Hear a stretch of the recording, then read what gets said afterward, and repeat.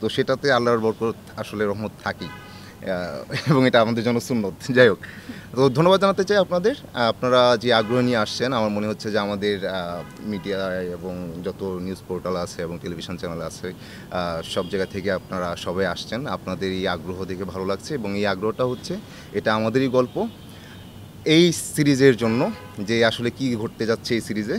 তো আমি একটু অন্যভাবে বলি যে এই সিরিজটা শুরু কবে থেকে, যে এটার ভাবনা অনেক দিন যাবত, এটা 6-7 মাস আগে থেকে আসলে এই গল্পটা নিয়ে ভাবছেন মোস্তফা কামাল রাজ ভাই, আমাদের এই সিরিজের পরিচালক।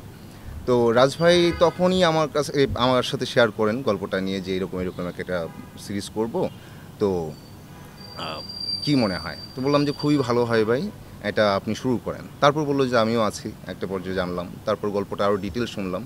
তো শোনার পর খুবই আগ্রহ তৈরি হলো আমার, এবং আমাদের এই শ্যুটটা শুরু হওয়ার কথা আরও 2 মাস আগে, কিন্তু গল্পটাকে আরও বিল্ড করার জন্য আরও সময় নেয়া, এবং আমাদের যদি বলি যে একটু মানসিক প্রস্তুতিও দরকার ছিল, কারণ সবারই পুরো গল্পটা জানা দরকার ছিল, এবং সেটা জেনে তারপর ইয়ে করা।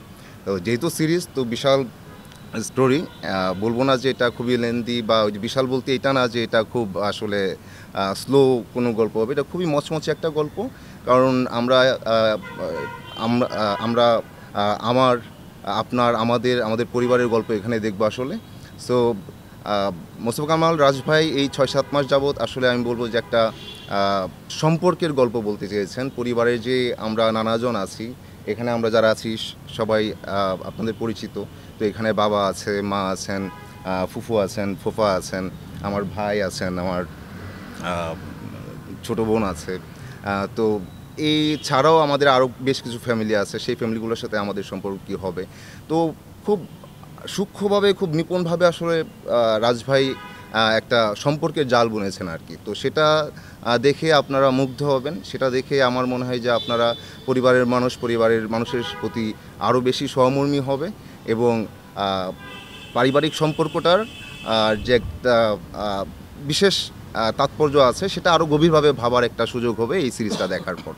তো আমন্ত্রণ জানাবো আপনাদের, কেউ এই সিরিজটা মিস করবেন না, এবং আপনারা পরিবারের প্রতি যত্নশীল হন, পরিবারের প্রত্যেকের প্রতি অনেক বেশি সুন্দর হন আপনারা।